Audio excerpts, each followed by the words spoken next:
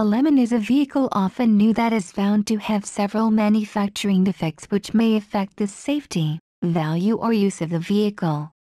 Any vehicle with numerous, severe issues can be termed a lemon and, by extension, so can any product with flaws too great or severe to serve its purpose. The Lemon Law, the Magnuson-Moss Warranty Act is a United States federal law enacted in 1975 to protect consumers from deceptive warranty practices.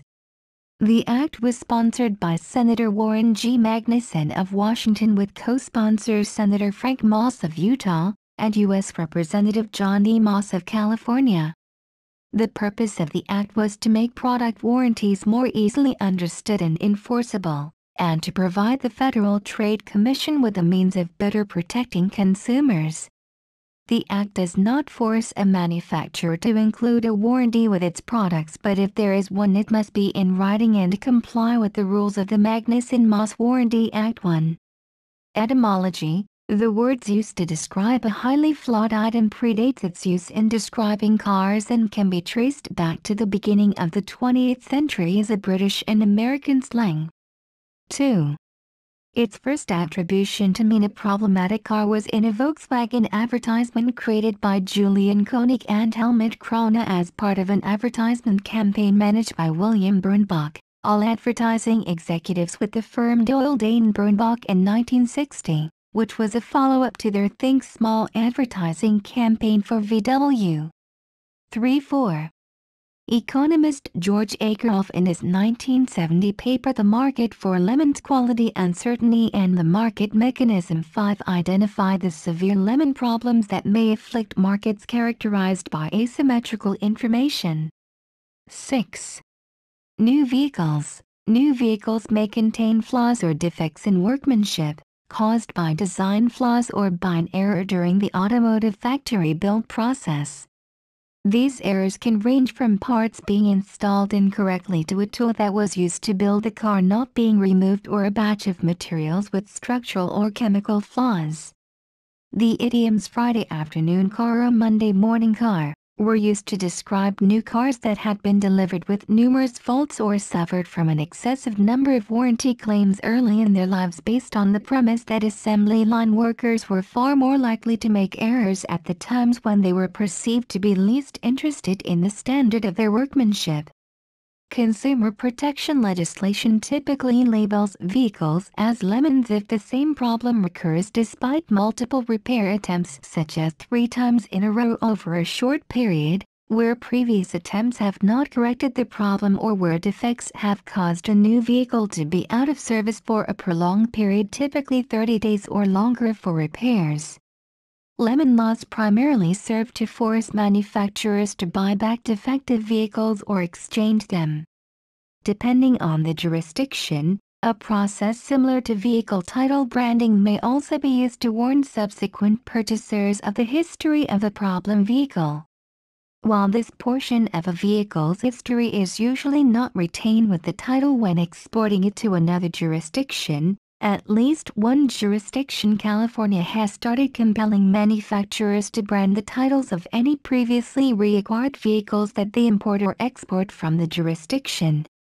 Used vehicles. While used cars may be plagued with the same problems that beset new vehicles, used vehicles may also have been abused, improperly maintained or poorly repaired, been unprofessionally rebuilt after a collision, or tampered with in some manner to conceal high mileage, mechanical defects, corrosion or other damage. One form of lemon is called a cut and shut or clipping, a form of body collision repair based on buying a wrecked car and sawing off the wrecked section to replace it with a matching section from another similar car. If improperly repaired, these vehicles may be inherently dangerous. At high speeds, or in an accident, the car may come apart due to the weaknesses of the welds or pins connecting the two segments of the vehicle or mismatches of segments.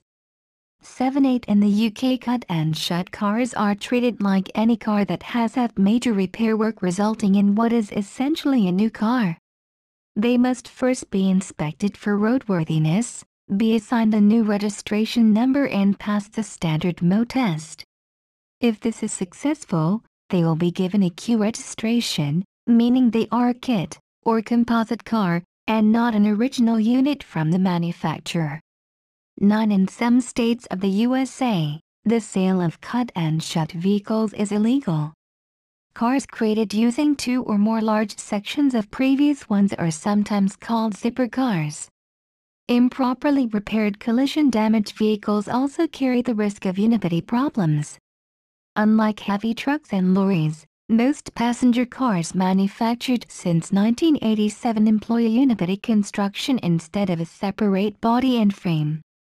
Citation needed. This saves weight, but the unibody is prone to bend. It is designed to do so on an impact, to absorb part of the energy of the shock or suffer damage in severe collisions, causing the vehicle not to handle correctly or causing other mechanical parts to wear prematurely if the damaged unibody vehicle is driven after an accident. Today, there are vehicle history services that can help a prospective used car buyer by providing a history report based on the vehicle's identification number VIN. These reports will indicate items of public record, such as vehicle title branding, lemon law buybacks and recalls. They may indicate minor moderate collision damage or improper vehicle maintenance. An attempt to identify vehicles that have been previously owned by hire car rental agencies, police and emergency services or taxi fleets is also made. However, consumers should research vehicles carefully, as these reporting services only report the information to which they have access. Manufacturers have been known to hide lemon law buybacks from these reporting services through such unscrupulous methods as holding the buyback vehicle in a dealer's inventory for a short period of time, then funneling it through routine inventory, so-called dealer-only auctions where the buyback vehicle re-enters the used market as a seemingly legitimate vehicle.